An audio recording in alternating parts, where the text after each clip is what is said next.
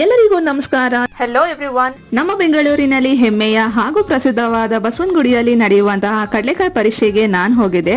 ಈ ಕಡಲೆಕಾಯಿ ಪರೀಕ್ಷೆ ಪ್ರತಿ ವರ್ಷದ ಕಾರ್ತಿಕ ಮಾಸದ ಕೊನೆಯ ವಾರದಂದು ಹಮ್ಮಿಕೊಳ್ಳುತ್ತದೆ. ಅಂದರೆ ಈ ಬಾರಿ 22 ನವೆಂಬರ್ ಇಂದ 26 ನವೆಂಬರ್ ವರೆಗೂ ನಡೆಯಲಿದೆ. ನಮ್ಮ ಬೆಂದಕಾಳೂರು ಎಷ್ಟೇ ಮಾಡರ್ನ್ ಆದ್ರೂ ಕೂಡ ಅದರ ಕಲ್ಚರ್ ಅಥವಾ ಒರಿಜಿನಾಲಿಟಿ ಬಿಟ್ಕೊಡಲ್ಲ ಅನ್ನೋದಕ್ಕೆ ಈ ಕಡಲೆಕಾಯಿ ಪರೀಕ್ಷೆನೇ ಸಾಕ್ಷಿಯಾಗಿದೆ ಅಲ್ವಾ? ನೀವೇನ್ ಹೇಳ್ತೀರಾ? ನೀವೇನಾದ್ರೂ ಕ್ರೌಡ್ ಅವಾಯ್ಡ್ ಮಾಡಬೇಕು ಅಂತ ಇದ್ರೆ ವೀಕ್ ಡೇಸ್ ಅಲ್ಲಿ ಹೋಗಿ rather than weekend and most preferably it is afternoon because evening ಆಗ್ತಿದ್ದಂಗೆ ರಶ್ ಜಾಸ್ತಿ ಆಗುತ್ತೆ. So here is one of the biggest festivals of Bengaluru held in Baswangudi. Various farmers will be offering their crops to God Nandi.